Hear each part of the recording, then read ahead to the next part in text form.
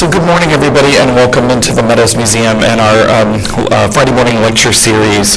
And let me just remind everybody and myself to silence your cell phone at this time. Still on silent. I leave mine on silent all the time and never get calls. All right. So our speaker this morning is Dr. Julie Harris, affiliated scholar at the Spertus Institute for Jewish Learning and Leadership in Chicago. Dr. Harris is a specialist in the art of medieval Spain. She has published on ivory carving, pilgrimage, and the fate of art and architecture during the Reconquest. For the last 15 years, her investigations have focused on the Iberian illuminated Haggadah manuscripts, particularly from the standpoint of gender, community, and their connections to literature. Her recent publications on these topics may be found in Gesta, the Journal of Medieval Iberian Studies and Medieval Encounters, and the Journal of Medieval History. She was recently awarded a Center for Spain and America Fellowship at the Clark Institute for her next project on the decorative carpet pages of Iberian Hebrew Bibles. As part of our series today, she will present Patronage Without Patrons, Manuscripts and Anonymity in Jewish Iberia. So please join me in welcoming Dr. Julie Harris.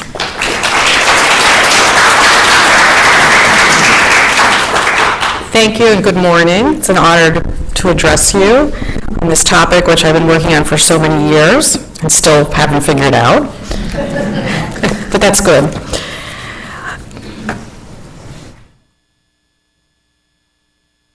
The illuminated Haggadahs of medieval Iberia are some of the most personal manuscripts made for medieval book owners. Their personal nature stems from their function. Haggadahs are designed to be used at home by Jewish families as they conduct their seders, the ritual meal held on Passover Eve and on the following night, which is conceived to preserve the memory of God's deliverance of the Israelites from servitude in Egypt. Although the word Haggadah means the telling, the method employed by this book does not involve a straightforward reading of Exodus. Far from it. Every year in Jewish households around the world, Haggadahs, or Haggadot, which is the Hebrew plural, choreograph and animate proceedings which can, and indeed should be, at times spontaneous, unscripted, and full of expansive debate. Precisely why the Haggadah broke away from its traditional place in the composite book called the Mahzor, containing various holiday liturgies, and became a standalone, richly decorated manuscript in the late 13th or early 14th century is much debated. Certainly much can be explained by a general impulse to illuminate that permeated most European urban centers from the second half of the 12th or 13th century on. Illuminated books became status symbols, and there were enough wealthy and literate people of all faiths to commission them. Illustrations were added, one might even say expected, to be present in all sorts of books. That Jews should participate in this trend should surprise us only if we are unaware that the biblical prohibition against images was historically contingent and widely interpreted. The Haggadah's personal nature is evident in its decoration.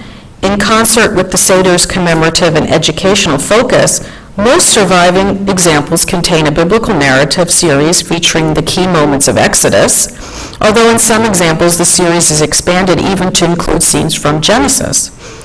Images of the ritual foods associated with the Seder are also present. Sometimes these take on abstractly decorative, almost iconic form. And what I'm showing you here on the left is an unfinished manuscript, which is very useful to art historians because we can sort of see how the manuscript was made with the underdrawing and then the gold leaf. It's in the JTS, and it's the matzah, the unleavened bread. There are other images, such as those of the rabbis whose voices the Haggadah preserves, and those of the four sons, whose personality types and their visual expression derives from the Haggadah's effort to address different types of students at the Seder table. In contemporary parlance, we might say learning styles. But there's more to it than that. We can learn a lot about the social types and communal expectations of these people when we study the four sons images. Most essential to our topic at hand, however, are the number of images in the Haggadah which depict a community's preparation for an observation of Passover. We see, for example, apparently contemporary, meaning medieval, people cleaning their homes in advance of the holiday, making certain to remove all vestiges of items containing leavening. This observation is directed first in the Bible and was then later enumerated by generations of rabbis.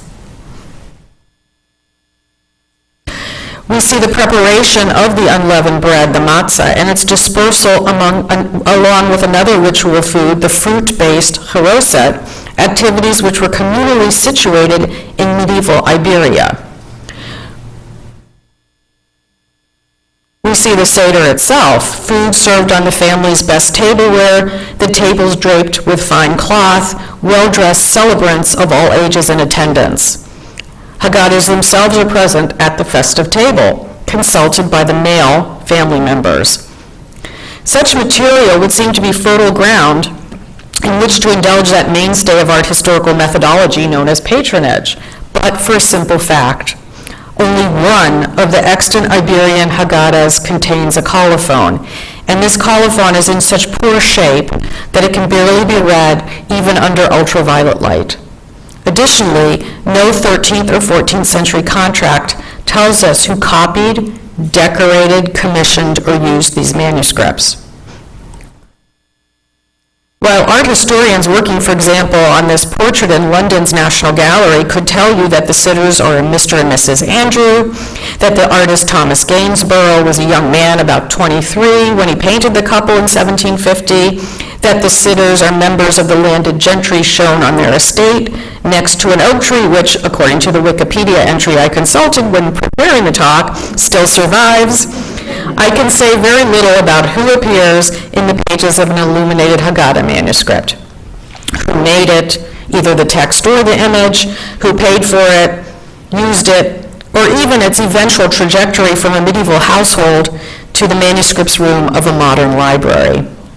Coming as it does from the 18th century, the Gainsborough portrait does not make for a truly fair comparison to a Hebrew liturgical manuscript of the late 13th century, but I present the portrait as an example or an illustration of how art historians are generally able to gain information on patronage, and I don't mean by reading Wikipedia. For one thing, we know a lot about this painting because it remained in the sitter's family until 1960. Unlikely, if not impossible, in the case of an illuminated Haggadah, given the expulsion of Iberian Jews in 1492 and other tragedies that befell Jewish book owners or their material goods. Needless to say, in general, the 18th century is much more forthcoming about its population, especially those of the upper class. In the case of this portrait, both artists and sitters were well known. They conveniently left a paper trail for historians to consult. Even the landscape depicted in the portrait may itself still be visited, while little remains standing of Jewish Iberia. The point I'm making is obvious, even if I'm cheating a little bit by comparing a liturgical manuscript with an 18th century oil portrait, a genre and medium that had not yet been invented when Haggadahs were being assembled. But even if we were to replace the Gainsborough portrait with a medieval manuscript, let's say a Book of Hours, we would still be on firmer footing when it came to the business of patronage than we are with the Haggadah. This talk will examine the thorny problem of the Haggadah's apparently undetermined patronage and offer a few examples of the detective work it requires of art historians. I like this picture in particular. This is in the library, the reading room of the British Library. I like it because it looks like I'm teaching the rabbis how to read this book. Very untrue, actually. So it must be said at the outset, and in the interest of full disclosure, that the genre may not always have been anonymous. Detailed analysis of how the surviving books were put together, known as codicology, has revealed that they may have once had colophons, which are lost. They were lost when the final pages of the manuscripts themselves disappeared. Was this deliberate, you may ask? I don't know. Did it just happen because the books were worn out and the first pages and the back pages of a book get more worn out when they're used? Many illuminated Haggadahs have incomplete final choirs, final gatherings, or are missing them entirely. And this is where we would usually expect to find the signatures, the colophons. So they're gone. As demonstrated by Israeli scholar Malachi Beit Aryeh, there was usually an unusually robust tradition of owner-produced manuscripts in Jewish Iberia. Many manuscripts other than the Haggadahs still contain their colophons. His census includes all manuscripts, both with illuminations and without illuminations, but the finds are notably rich in the realm of illuminated Bibles, which are roughly contemporary to Haggadahs and are today represented by some 30 examples. Sometimes the scribes even give us a bit too much information in their colophons. In the Cervera Bible, made around 1300 in Spain, the scribe Samuel ben Abraham ibn Nathan tells us that he lived for 1 year in the town of Cervera and wrote the volume while his broken tibia healed. I didn't need to know that. 15 or so folios beyond the manuscript scribal colophon and terminating the book appears the rarest of magical beasts. An exception that proves the rule, an artist's colophon reading, I, Joseph Hatzarfati, and Sarfati means Frenchman, that makes it interesting, illustrated this book and completed it. Art historian Eva Froimovich has recently discussed the phenomenon of these owner-produced Bible manuscripts. While there is no mention of artists in the manuscript she presents, their colophons attest to the act of copying scribal work rather than to the act of patronage, which in both cases must have involved considerable time and expense. The scribal colophons should be understood as responding to what we call a mitzvah, a positive commandment in Judaism, the mitzvah of copying one's own Bible by hand, which was codified by Maimonides and presented and repeated by other rabbis later in time. According to Ms. Fromovich, the act of copying one's own Bible was more significant than paying for it, even if the patronage involved hiring and paying for accomplished professionals. Furthermore, Fromovich sees these owner-produced Bibles, which were made in the Iberian cultural orbit as, quote, cues to the performance of a complexly constituted social identity, as Jewish, as a member of a particular social stratum, and also as a member of the Catalan, Aragonese, or Mallorcan cultures, end quote.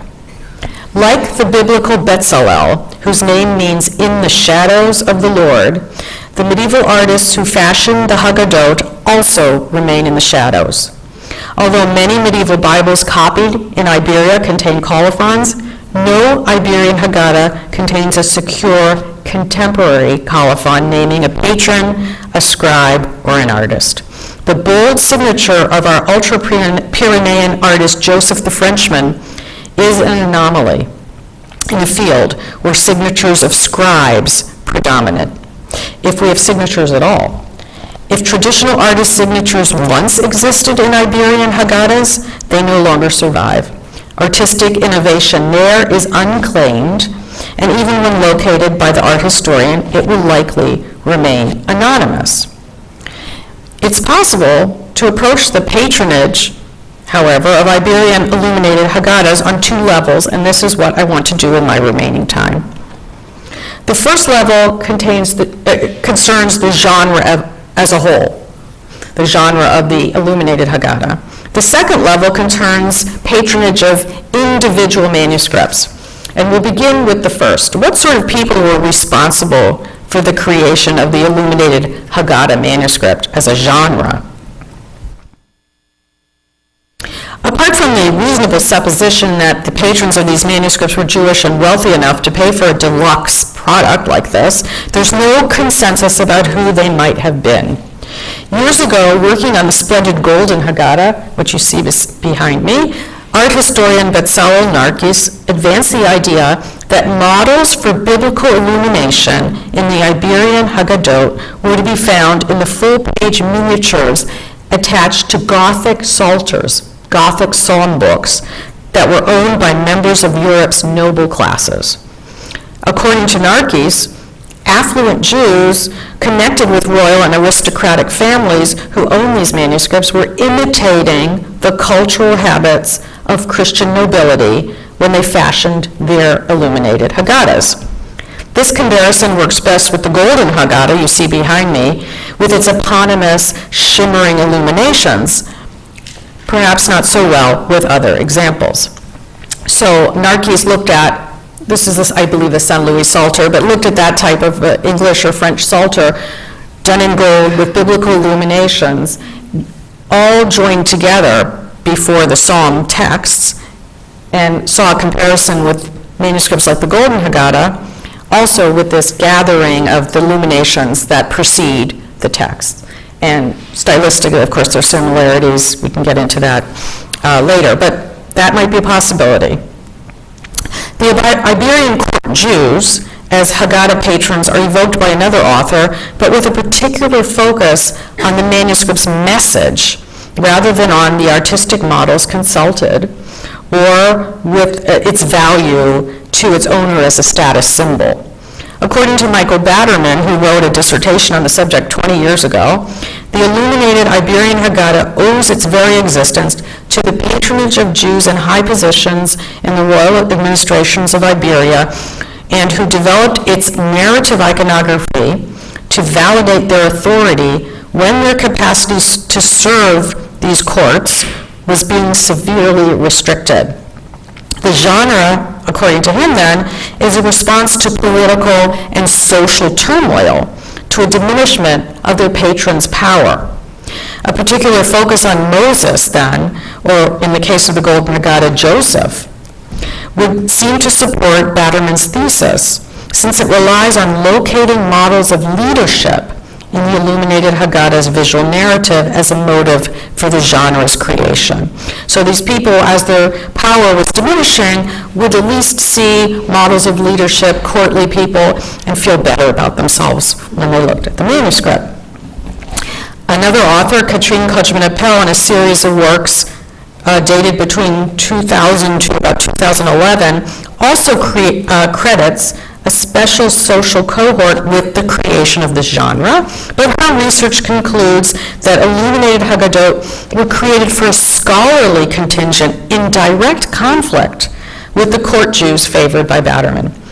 Her response to Batterman's work employed scholarship in intellectual history, which outlined deep divisions in Iberian Jewish society regarding attitudes towards the scholar Maimonides and his followers. The tensions that arose in communities in Iberia and southern France, whose communities were affiliated with those in Iberia, concerned how one should read and understand the Bible. Many in these communities were vehemently opposed to Maimonides' allegorical and rationalist approaches to biblical interpretation, which derived from his upbringing in Islamic Spain, where Aristotelian philosophy had permeated religious discourse among the elite thinkers. In Kojman-Appel's view, the Haggadah narrative series scenes, many of which were infused with rabbinic legends, were fashioned precisely to oppose the allegorical and rationalist reading of Scripture based on Maimonides adopted by the court Jews, the very group that others had credited with creating illuminated Haggadahs. Notably, Kojman-Appel links these ideas regarding patronage to stylistic features of Iberian manuscripts produced for Jews. Non-figural Islamicizing elements found in the Bibles, which you see on the right, connected those with the Maimonidean camp and reflected his Andalusi-infused intellectual heritage. While in her mind, the Haggadot, with their rabbinic or midrashic-infused figural compositions, are connected with members of the anti-Maimonidean camp, followers of, for example, Nachmanides, another rabbi, and reflect the figural arts of northern regions where those ideas were dominant. There are a number of problems with this hypothesis. When Batterman wrote his dissertation, viewing the Iberian Haggadah via the lens of the court Jew was perfectly reasonable, not just because we know that this group possessed the requisite financial and social resources, but also because they had been so long prominent in the historical studies of Jewish Iberia. It's always easier to attach works of art to people who appear in the historical record. As I stated earlier, no document or contract survives in which a medieval individual explains why he or she wanted an illuminated Haggadah, how it was to be made, and by whom. But we have plenty of real estate transactions, tax rolls, letters regarding trade, and even historical chronicles in which that class is mentioned. The pairings of illustrations with writings in Hebrew, in this case secular writing, is attested to by their retention in early printed editions of Isaac ibn Sahula's Mishal HaKadmoni, which is a book of parables, which was originally composed in Castile, Spain in 1281. This is precisely the period and vicinity in which we believe the Haggadah to be illuminated. Although no illustrated versions of Ibn Sahula's work survive today in manuscript form, illustrations in later printed books editions are believed to have been based on lost manuscript exemplars. In his introduction, Ibn Sahula justifies the inclusion of images in the following manner. He says, "Likewise, methinks the pictures which conjoint I place with texts they illustrate should point the moral and retain the interest of children, while for those who are oppressed by cares, providing light relief through art. Thus peradventure," this is a translation from the Hebrew, I doubt he said thus peradventure in Hebrew, but "they shall find their heart drawn to essentials by my goad, and lay aside their Homer, and will put away what heretics and what free thinkers think." Writers on the illuminated Haggadah have long speculated on the motivation behind including images in a manuscript format that, for so many generations, had remained unelaborated. The punitive illiteracy of women and young children participating in the Passover Seder as a motivation for illuminations has been a fixture of related scholarship almost from the beginning. Narcus famously declared, quote, "Other less exalted reasons, artistically speaking, for the addition of a series of pictures to the Haggadah were the need to instruct women and children in the history of Israel and to keep the children awake during the long ceremony of Passover Eve," end quote. Narcis's explanation would seem to find correspondence in Ibn Sahula's justification for including images in his writing, his book of parables. They should retain the interest of children, he says, as well as in conjunction with the text, point the moral. Finally, for those who are oppressed by cares, the illustrations will provide light relief through art. Fortunately, Jewish figural art, as well as Jewish appreciation of the visual in the Middle Ages, is now no longer considered a novelty in academic writing. So now I'd like to turn to the second category of patronage. First was the patronage. How do we look at the genre? Why was it created? Now I'd like to try to zero in on a couple of examples. So this is considering individuals and their manuscripts. Now, Passover observance and the Haggadah itself have remained relatively unchanged over the ages. When art historians look at the manuscripts today, some 700 years after they were made, we seek to identify with our medieval counterparts, sometimes to the point of forgetting that, like Victorian Christmas cards and even many family photographs today, the Haggadah's images are better characterized as projections of a sought-after ideal rather than scientific observations of reality. So if we have images of children at the Passover Seder, they're sitting quietly, they're behaving, where in reality they're probably bouncing off the walls or falling asleep.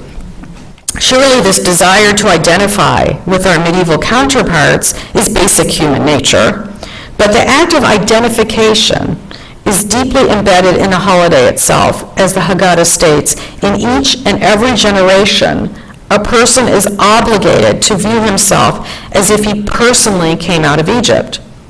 Thus, while most contemporary scholarship on these manuscripts orchestrates notions of their patronage based on a belief that their medieval patrons and viewers would indeed see themselves, we don't know who they are. When describing the design of the Haggadah, Mark Michael Epstein uses the term authorship, which he identifies, quote, as a collaboration between Jewish patrons who sponsored and conceptualized the manuscript. In some cases, he says, it seems with the aid of rabbinic advisors and artists, Jewish or non-Jewish, who executed the commission, end quote. Now, whether or not we embrace this term authorship, or to the degree which Epstein felt it obtained, there's no question that some degree of personalization is visible in this manuscripts. And here I introduce the notion of the sibling situation. So we have two manuscripts that are called siblings. I'll get into it more further. The Brother Haggadah and the Rylands Haggadah. So the brother is presented as being sort of like the little brother, and this is a model, although that wasn't actually the case. It became clear fairly early in the study of Iberian Haggadot that some were very closely related to one another, close enough to employ the notion of siblings when naming them. At times, the sibling construct distorts the scholarship a little bit, but nevertheless, the Rylands Haggadah and its sibling, the Brother Haggadah in London, and the Golden Haggadah and its sibling, the Sister Haggadah, offer useful examples for our project today. So these two manuscripts on the screen are the Rylands in Manchester and the Brother in the British Library, and they each conclude their narrative series, the Exodus series, with apparently contemporary scenes of holiday preparation and holiday observance. Now, if we look at the scenes, the Seder scenes of the pair depicted on the lower register, so this is the Seder taking place in both of these scenes, and you see slaughtering of the animal, the sacrificial animal. We see the roasting. We see the blood put on the doorpost so the angel of death will pass over the house. This is all preparation, and then we have the actual celebration of the Seder beneath them. So I'm going to compare those two. It becomes obvious when we look at the two that the family configuration has changed. The family makeup has changed. Now, thanks to an intensive study by the art historian Kudjman Appel, who I referred to earlier, it's now generally accepted that the Rylands manuscript followed rather than preceded the Brother manuscript. Now, whichever manuscript took precedence as a model, it's a simple matter to imagine the patron configuring or reconfiguring this scene to the specifics of his or own family, because they want them to see themselves observing Passover. So if we look at these, the Brother Haggadah depicts a family of four, so a young couple here, and a husband, probably a husband and his wife, he's an older gentleman, and one servant serving them. And the Rylands Haggadah has the older gentleman, a young couple here, and two servants taking place. So I'm wondering if we can imagine a patronage scenario for this manuscript. We're using them to anchor each other, to try to find something about the people. Let us imagine that the mature man is the patron. He's now a widower. He's lost his wife. He'd like to commission, I'm making the story up, but I have evidence. He would like to commission a wedding gift for the young couple on the left, who are setting up their own household and would cherish a beautiful illuminated Haggadah manuscript. He initiates conversation with an artist or an artist's broker, I don't know, we don't know how it worked, developing the images according to his requirements. So, were 5 figures part of the contract? Is that why we have an extra servant? We don't know anything about contracts, but we lose the wife and gain a servant. So one wonders whether a certain number of figures were included in the contract. So he says, well, you don't need another figure there? I'll give you an extra servant. How do you like that? Sure, that's fine. I don't know. We don't have contracts, but seems like it would work for me. So the second one is our sibling pair, are the Golden Haggadah, which is arguably the most sumptuous surviving Iberian Haggadah. It does not have a Seder scene at all.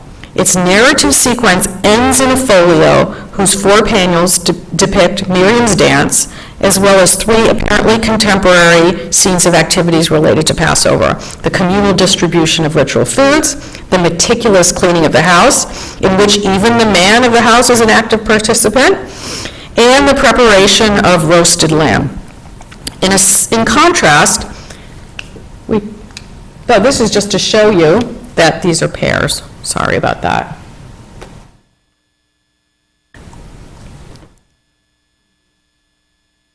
I thought I had another pair, but let's go back here. In contrast, a separate bifolium bound into the closely related sister Haggadah depicts a Seder scene with a centrally placed, outwardly gazing young woman.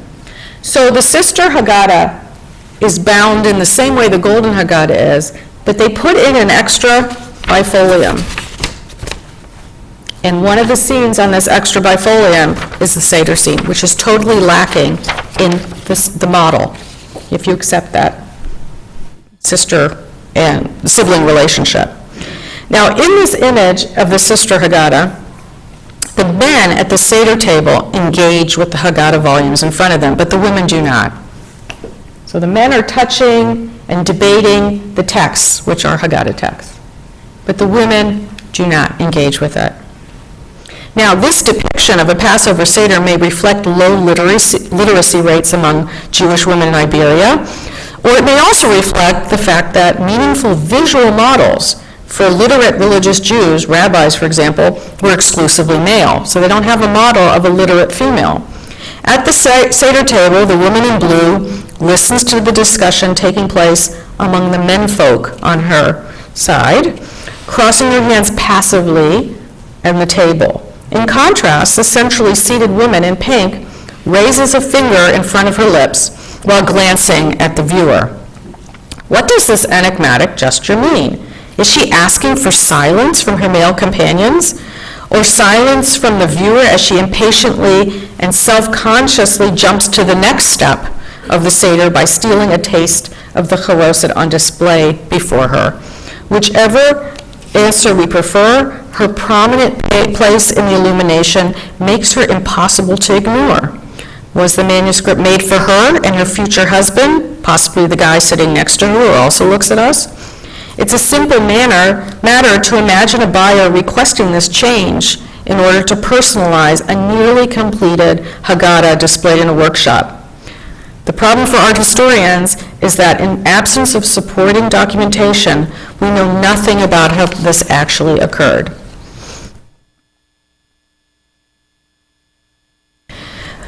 So, the final part of this presentation offers the possibility that indications of patronage in the Haggadot never or rarely assume the form of written colophons, but were instead expressed a different way, visually. So many of these manuscripts, like those made for Christian patrons of the Middle Ages, contained heraldic devices. While efforts have been made to connect these devices and shields to the crown of Aragon or the crown of Castile, connecting them to specific families has been a challenge. For example, the Sarajevo Haggadah contains coats of arms that have been debated by art historians. I'm showing you some example, but not exactly the same one. Some people have connected an escutcheon in the manuscript to the royal family of Sands, and a rose that's depicted in the manuscript to the family of Margaret of Aragon. But I wasn't able to trace this attribution beyond sort of an offhand suggestion made by an antiquarian that got picked up in the literature. So there's no basis for this other than something an antiquarian cast off as a remark, and everyone jumped on it. Regarding another manuscript in the British Library, an art historian identified the coats of arms. You can see the coats of arms around the depiction of the matzah. So there are coats, little shields are there. They've been identified with the city of Barcelona, supplying this Haggadah with its popular moniker, the Barcelona Haggadah. Recently, these very same shields have been interpreted by another scholar as pointing to a region in France, not to Barcelona at all. Thus, heraldry may indicate the geographical situation of the manuscript's patrons or makers rather than being attached to a precise familial identity. It may also be useful to imagine this heraldry as bearing witness to a much desired but impossible nobility on the part of its patrons. Therefore, they're status symbols, empty of true content. Furthermore, if we look carefully, some of the shields here have been left blank, as if the makers were waiting for instructions from the prospective buyers about how those shields should be filled in. The decoration of another Haggadah may offer clues about its origins, but decoding these requires additional detective work. The so-called Hispano-Moresque Bible is believed to have been made in Castile in the late 13th century. It may be our earliest surviving witness to the genre. Turning its pages carefully, we find embedded in its Exodus series another story that may shed light on the manuscript's patronage. Now, I first met this manuscript in 2010, and I've been working on it ever since. And my work interpreted an odd image embedded in the biblical sequence, embedded in the story of Exodus as a betrothal, and we'll see that in a minute. And identification of the two families joined in this betrothal and the manuscript's patronage was determined by decoding visual motifs in the decorative program that I believed could be associated with family names. So we start with the drowning of the Hebrew infants, Exodus 1, verse 22, and this is the first clue. The first clue to decoding the patronage mystery is the drowning of the infants decreed by Pharaoh. Now, it's a subject that we would expect to see in an illuminated Haggadah, since it explains Moses' unusual childhood, as well as highlighting the suffering of the Hebrew slaves. And as soon as I began working on the manuscript, I took note not just of the activities taking place in the Exodus sequence, but the activities taking place in the architectural frames above. And set in the frame above this scene, we see two nearly identical, confronted, bust-length men. Each one of these men reaches back with one hand to grasp a long-legged water bird, while simultaneously clasping and lifting a fleur-de-lis into the space. So here's the birds, and here's the fleur-de-lis, into the space between them. The figures are prominent, but their origin is not biblical. They have nothing to do with the biblical story. The second appearance of the fleur-de-lis and what appears to be the same men occurs on folio 73 recto, which depicts the land of Goshen. Exodus 8, verse 18 is a good example. Rather than focusing on the lush grazing land of Goshen, the artist has presented a looming architectural facade within which one of the men and a veiled woman, witnessed by the second man and a turbaned figure above, exchange a ring and a fleur-de-lis. So here's the strange man with the turban. Here's the two identical men. She's holding a ring, he's holding a ring, and he's holding the fleur-de-lis. She's got a veil on. So it's all here. The figures, there's nothing in Exodus, again, to explain the vignette, which seems to be a betrothal ceremony, by the way, following medieval rabbinic law, requiring that two people be present when a couple is betrothed. Now, let's talk about the fleur-de-lis. It's a heraldic device made famous by the French monarchy. It was adopted and used by many people in the Middle Ages, both Jews and Christians.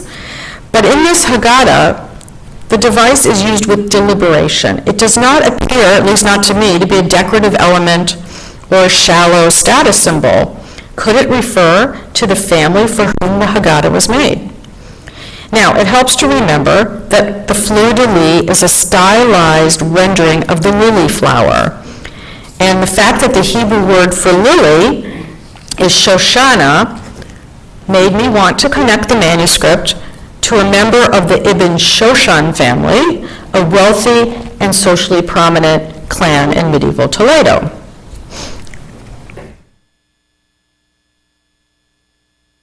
And What of the long-legged water birds who also appear in the architectural surrounds of several of the illuminations and whose wings were grasped by those men we saw earlier raising the fleur-de-lis?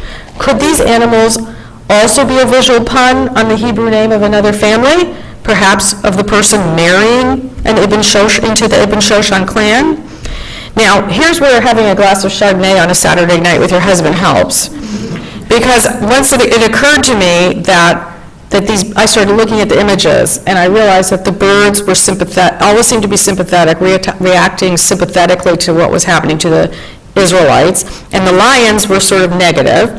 And so I saw these birds, and I said, I got to start looking through a Hebrew dictionary and find a name for a bird. What kind of bird could it be? So I looked for ibis, I looked for, I had every bird I could finally come up with until I hit stork.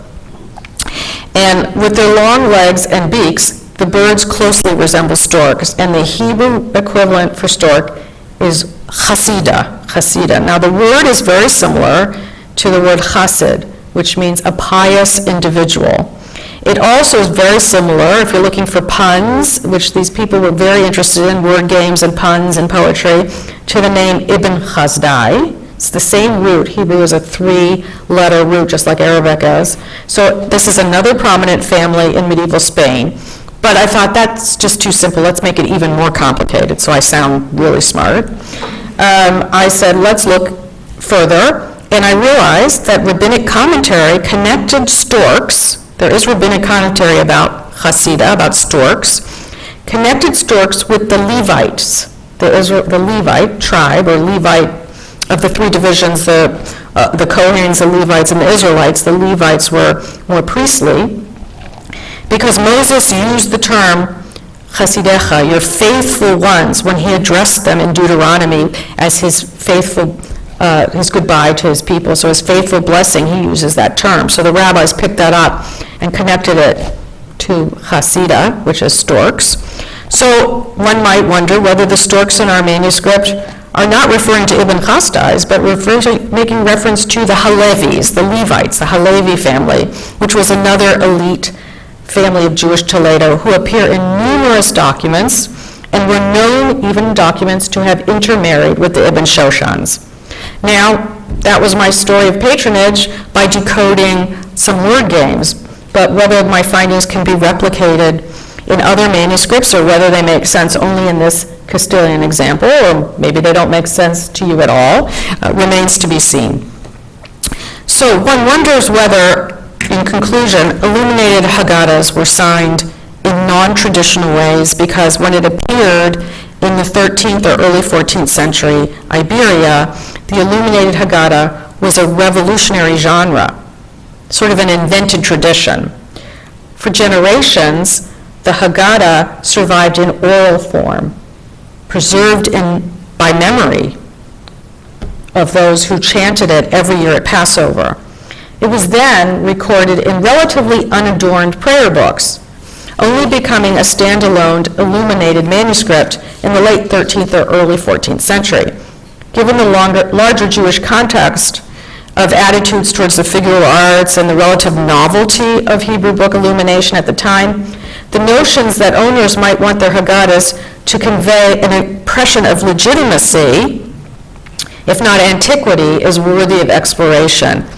In the place of a contemporary colophon, perhaps the numerous rabbinic figures, though surely present in the text, might be thought of as conferring a form of legitimacy to what was then a fledgling and experimental, maybe even controversial, artistic genre. As the Haggadah states, in each and every generation, a person is obligated to view himself as if he came out of Egypt, as if he personally came out of Egypt. As I mentioned earlier, this statement presents an intense identification with those who experienced the Exodus as incumbent on every Seder participant, and perhaps every art historian working on these manuscripts. Today, the obligation to identify has played out in ways the ancient sages could never have predicted. Lining the shelves of bookstores is a dizzying array of modern Haggadahs, pitched to a dizzying array of audiences who can now take the ancient directive to a new level. There are Haggadahs for the impatient. for the really impatient, for the intermarried. There are even Haggadahs for the young wizard and the muggles who love them. Looking at the kaleidoscopic array of modern Haggadahs, each designed to cater to specific tastes, is it any wonder that we expect the same to be true of Haggadahs copied and illuminated in medieval Iberia? It must be said that later Haggadah owners had little hesitation when it came to modifying the medieval manuscripts in their keeping. Indications of later manuscript sales appeared as early as 1402 in the case of the Brother Haggadah, which we just saw, which was sold by Meir ben Malachiel Ashkenazi to his brother-in-law, Moses ibn Kavash. When Elia Ravia and Rosa Gallico married in 1602 in Carpi, Italy, the armorial devices of their families were added to the golden Haggadah's already sumptuous decoration. The earliest known owner of the manuscript, Rabbi Yoav Gallico, also added an elaborate frontispiece to the manuscript on folio 2. This was not the only medieval manuscript Haggadah to receive later modifications. At some point, probably during the Renaissance, somebody inserted a well-dressed couple into the loggia depicted on folio 39 verso of the Sarajevo Haggadah. And I think you don't have to be an art historian really to tell that these are not done in the same style as the original. So it's a later edition.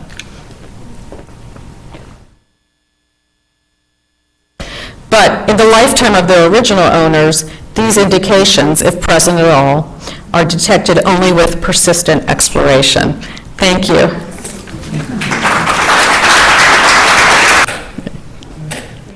Thank you so much. You've been a great audience.